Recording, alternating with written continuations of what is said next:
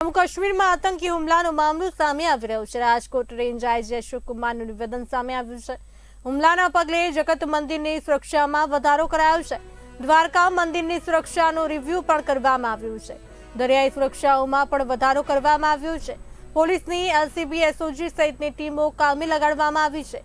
દરિયાઈ વિસ્તારમાં જ્યાં ટાપુ છે ત્યાં ડ્રોન મારફતે નજર રખાઈ રહી છે। મોરબી, જામનગર અને દ્વારકા વિસ્તાર રાજકોટ રેન્જમાં આવે છે। ઓખા અને દ્વારકાથી દુશ્મન દેશ નજીક થાય છે, જે સંવેદનશીલ વિસ્તાર છે। હાલના સંજોગોમાં જે જમ્મુ કાશ્મીરમાં જે આતંકવાદી હુમલો થયો છે એ અનુસંધાને પોલીસ દ્વારા તમામ જે દરિયાઈ વિસ્તારો છે એ વિસ્તારોમાં પોલીસની તમામ ટીમો લગાવી અને સુરક્ષાની વ્યવસ્થામાં વધારો કરવામાં આવેલો છે। પોલીસની તમામ ટીમો એલસીબી, એસઓજી અને સાથે સાથે જે બીજી ટીમો છે એ તમામ વિસ્તારોમાં પેટ્રોલિંગ કરવામાં આવેલ છે। તેમજ વધારે મોટા જગ્યા ઉપર જે વાહન ચેકિંગની પણ કામગીરી કરવામાં આવેલી છે।